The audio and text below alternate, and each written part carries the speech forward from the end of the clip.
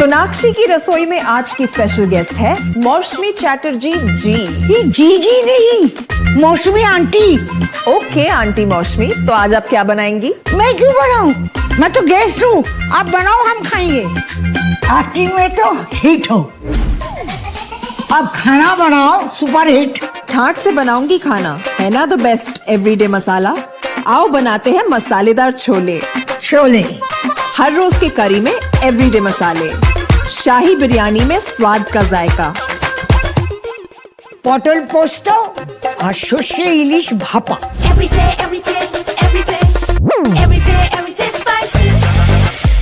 साफ मसाले, खुशबू और प्योर झाग, टेस्ट से भर दे हर जुबान पे स्वाद। एवरीडे मसाले, देश का स्वाद।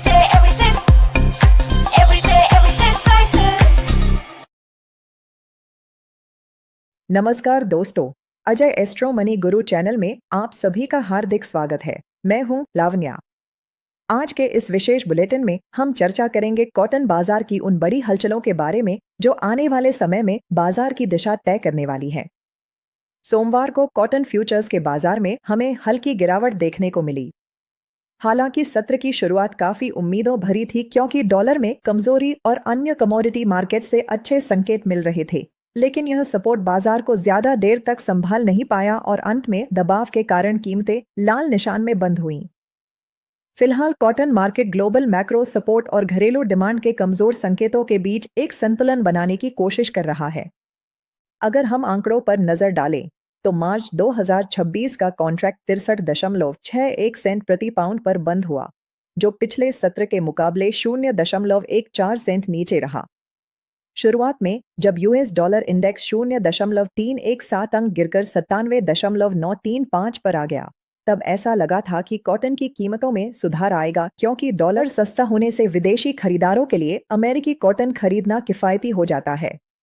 इसके साथ ही एनर्जी मार्केट से भी अच्छे संकेत मिल रहे थे, जहां कच्चा तेल लगभग $1.5 की मजबूती के साथ $57.95 प्रति बैरल पर पहुंच गया था। आप सभी जानते हैं कि जब तेल महंगा होता है तो पॉलिएस्टर की उत्पादन लागत बढ़ जाती है, जिससे प्राकृतिक फाइबर यानी कॉटन की मांग में इजाफा होने की उम्मीद रहती है। लेकिन बाजार की बुनियादी मांग इतनी कमजोर रही कि तेल की इस तेजी का असर भी कुछ ही समय में फीका पड़ गया। डिमांड की बात करें तो हाल ही में आए एक्सपोर्ट डेटा ने निवेशकों की चिंता को थोड़ा बढ़ा दिया है। हालांकि 4 दिसंबर को समाप्त हुए सप्ताह में एक्सपोर्ट सेल्स 1,53,266 बेस रही, जो कि पिछले 3 हफ्तों का उच्चतम स्तर है। लेकिन अगर हम पिछले साल की इसी अवधि से इसकी तुलना करें तो यह करीब 10% कम है। सबसे ज्यादा ध्यान देने वाली बात यह है कि इस मार्केटिंग वर्ष में शिपमेंट अब तक के अपने सबसे निचले स्तर पर पहुंच गई है, जो स्पष्ट रूप से दर्शाता है कि अंतर्राष्ट्रीय बाजार में मांग अभी भी काफी धीमी है। इसके अलावा अन्य बाजार संकेतकों को देखें तो कॉटलो के इंडेक्स 73.30 सेंट पर स्थिर है और एडल स्टेट वर्ल्ड प्राइस यानी एडब्ल्यूपी घटकर 49.99 सेंट प्रति पाउंड पर आ गया है, जो पिछले हफ्ते के मुकाबले 40 पॉइंट की गिरावट दर्ज कर रहा है। साथियों, बाजार के ये तमाम आंकड़े और परिस्थितियां इशारा कर रही हैं कि आने वाले महीने में कपास की कीमतों में एक बहुत बड़ा उलटफेर या बड़ा मूव देखने को मिल सकता है।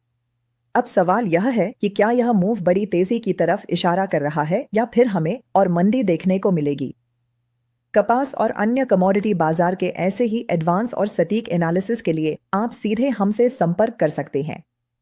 हमारा संपर्क नंबर आपकी स्क्रीन पर फ्लैश हो रहा है और नीचे डिस्क्रिप्शन बॉक्स में भी उपलब्ध है। बाजार की हर अपडेट को सबसे पहले पाने के लिए हमारे चैनल को सब्सक्राइब जरूर करें। आज के लिए बस इतना ही। धन्यवाद।